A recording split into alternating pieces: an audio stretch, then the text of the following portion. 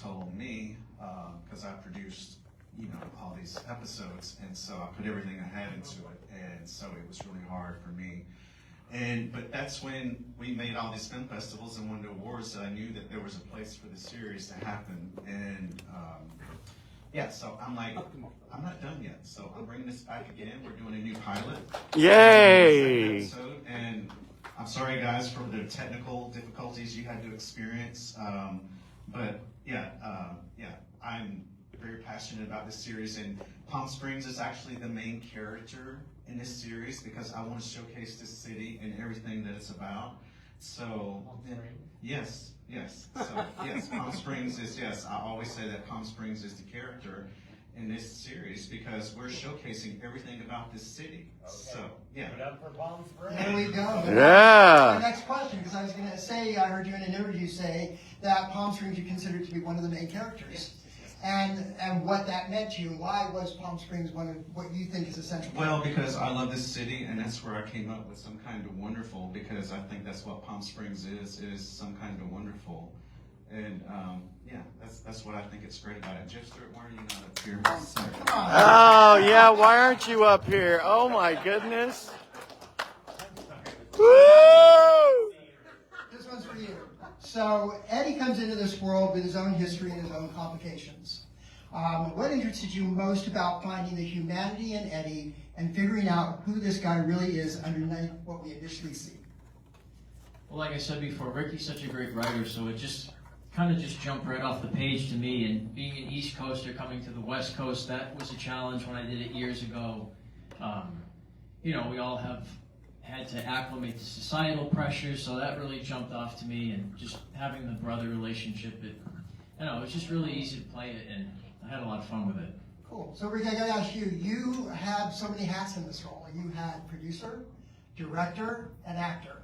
So you had to be able to step from behind the cameras to in front of the cameras. What was that like? How did you do that? Horrible. Well, I would have to say, this actual, and I will tell you guys, we filmed these 2 episodes in 4 days. 4 days, yeah. Actually, we had a pickup day that we had to do.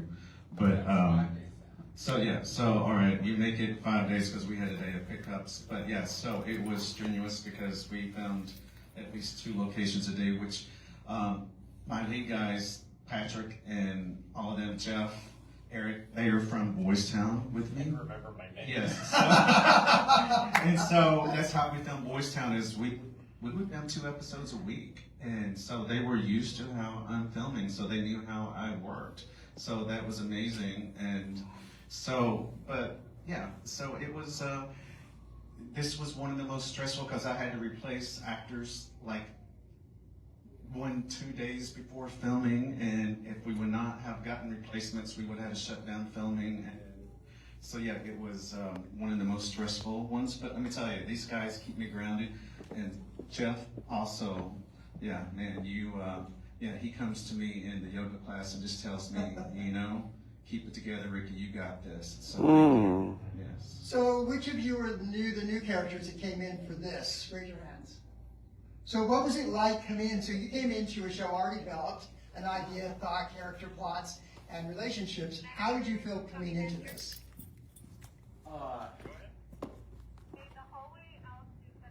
Hungover? No, well, I knew Ricky would come.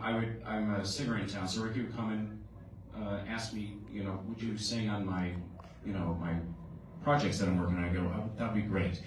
But as far as acting, I'm a voice actor. I do a lot of voice acting, but I don't do a lot of on-camera acting, so I was very excited because he said, do you want to do this? I said, yes, it'd be very fun. So I was a little nervous because these guys already had their Boys Town credits and the other stuff, so I was like a little bit intimidated by them, but it was great. I was very appreciative of that, and everyone that I worked with was great. So, and then I see other people that I haven't worked with that are great, like you and her. What's your name? Glad. She was funny. So one of the things that comes out in this is it's about a chosen family. What does that mean to any one of you? What does it mean about chosen family? Oh my God. Hi. Hello. How are you? Thank you. Chosen family is when your family isn't up to par. So you choose the people you care about, and who care about you better than the people who brought you into this world. And I think it's a very common theme for all of us we can relate to. And if you're not from a dysfunctional family, I don't know who you are. I know Yeah. But yeah, finding our people, finding the people who matter to us, and what it was like coming onto this, well, full-fledged machine that is Ricky, and this script and this cast. It was easy, full of love, full of excitement, and super efficient. Woo!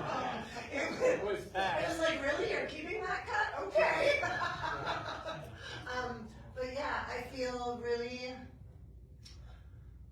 Palm Springs is a place that I always say people get to relive their lives. People get to come here and live their dreams. I've been here 11 years. Wow. And every single one of my dreams has come true here because Wow. it's like a little valley of magic. And this is now my family. This is now my home. These are now my people. Thank you. Aww. Yay, Melanie. 12 years ago, recovering from HIV/AIDS, I was in a coma for a month and they didn't expect me to live. And I came here to recover. And I had no family here. I have found this amazing community, this amazing family. I have a friend with me today, Randy Scott. He's my next door neighbor. He's 92 years old. Where's Randy? There he is. He's in hundreds of movies and films, and he's so wanted to come here and be part of this tonight. So welcome, Randy. Woo! So for Jason, you are a Palm Springs local. Yes, I am. Much. You got a new film coming out, Redlining. Yes, I do. Very I'll be at excited. Cinema Diverse in a couple weeks. You're also going to be at Cinema Diverse. Yes, hopefully we'll have everything together. So how did you first come to be in this?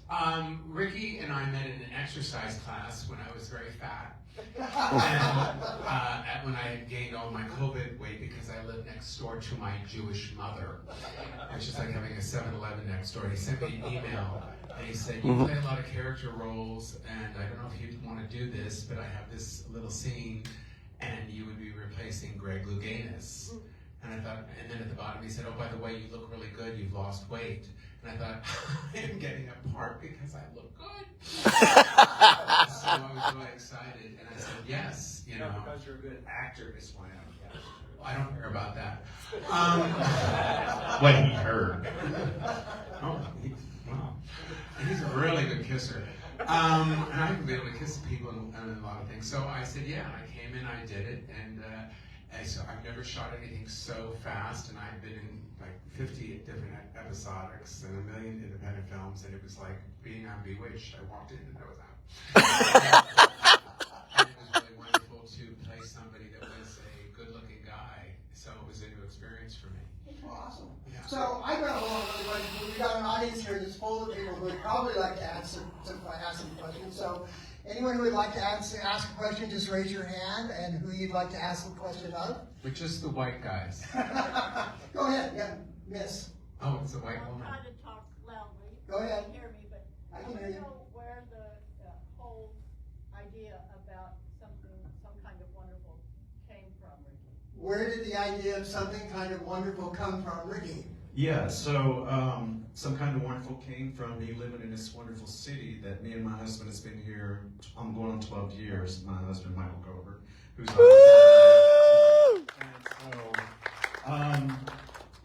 I wanted to film here in Palm Springs, and Some Kind of Wonderful, that's just what I've always thought about Palm Springs. It's just a wonderful place to be because it's a welcoming community. The people are so nice here and so welcoming. And so I could not think of any other place right now in this country where I want to be or live than Palm Springs. So yeah, I actually wrote this around this city. So that's where it came from. So yeah. I couldn't agree more. The city is an amazing city. I just have one question for Ricky. Can I ask him a question? Yeah, go ahead. And your husband. So what was it like to watch your husband kiss another man for that amount of time? It was the shots was really, wait, not too long. Tell you. And your husband is here too, yeah. Everybody has a husband, but the person is right here. Yes. My date also didn't come tonight. It's okay, I'm used to it. Well, let me just tell you, Tom and I, we were friends before we filmed, and so we did a lot of rehearsing with those scenes in the hallway, and no, we just like wanted to make sure everything just went, and I'm just like, dear God, and we joked about it, we laughed about it, and so, you know, being actors, you just like go home at the end of the day, you know this, Jason, and it's a job. Eric knows this, Patrick knows this, you go home at the end of the day, and it's just like, We should probably yeah, it's like Jeff was my, One more question. it's kind of like boyfriend in Boys Town. So, but at the end of the day, you go home and it's just a job. So, and it's just like, you know, but yeah, don't get me wrong, Tom's a great guy and we have fun, we joke about it still to this day. And so, yeah. These jeans don't do him justice in that scene. Well, you know, he said he worked hard to show he worked hard his ass for us.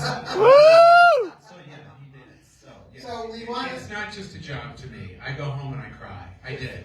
I thought this. Well, you look look at this. at I had the 2 hours I had him. That was it. It was over. Let me just say that we come up with a name with Tom, Mr. Rapey, because when he was on top of me at that Did you last say name, Mr. Rapey? Oh. Yeah, I was being passionate. that's what you call it. Enthusiastic. Well, we should have been in opposite roles, I'm just saying. Well, that's a lot of information. Picture this. There's 3 of us in the room. It's actually my bedroom that scene was filmed in. That was my bed. And we are doing the scene, and it's not romantic, it's not sexy.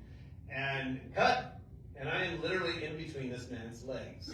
And it's like, so, how's your day going? You know, it's like, what do you say in that situation? You can also tell him I was having anxiety. Yeah, and he says to me, God, you're heavy. Jason's not anymore. And so I leaned down into his ear and very passionate and you know, being kind, I said, shut up and take it, bitch. I mean, that was the kind of moment it was. You know, we were giggling in between. It is awkward. I'm in between your legs, you know. But yeah, that was an experience to see your ass that big up on the screen. Woo! So let's have one more question because I know we want to get into the next role. So go ahead, sir. The end credits, there was a singer, I think Jeff Stewart. Yeah. End credit songs. What's his story? Is that you? Are you serious? Yeah. Oh, yeah, that's me. Oh, well, yeah, yeah. Wow. Was that me? Does it have a I think I soundtrack? was really good. He's sung, No, anyway, I didn't he perform sung in our town. theme songs. Does it have a soundtrack for Some Kind of Wonderful yet? Yes, right? It's coming. We're working on it. Yeah. We have another version of that song which didn't make the cut, which is interesting because, so we're gonna finish that, right? Yeah. So we did another version. It wasn't more. Well, we didn't get it made because we couldn't get into the studio. Yes. So we're gonna work on that. But I perform in town. I belong to the Mod Squad. I have a show in town with a couple other people, Wayne and Bravino and Francesca Marian, and we do a lot of mid-century music. So I perform at the Cultural Center and various places. Woo! And then I'm going to do a show at the Velvet Rope. Do you guys know where Velvet Rope is? We're going to do that. I'm going to do that by myself. So, but yeah, I've been singing for years and doing voice acting in LA. Woo! So guys, if I can real quick, I want to give a shout out to Heather who plays Tina. Yay! Yay! So a big shout out to her. Let that demon Yes. Let that demon out. Oh yeah, no, I'm from Indiana, born and raised. Woo! I've been coming out to Palm Springs for how many years? 15, 20? We don't know. That's your mom Her and parents. I've been coming are- out to California for 30 years. I took my first flight at 19, and after graduation from high school or college, I was like, I'm going out to California to be an actor. And that did not happen. You know, I have a family at home, and I have a big girl job, and then some, and 4 kids. But I met Ricky years and years ago, and you know, you just keep that door of possibility open, and you never know what can happen. So it's humbled and such fun people, and just some of the most kindest people I've ever met. So.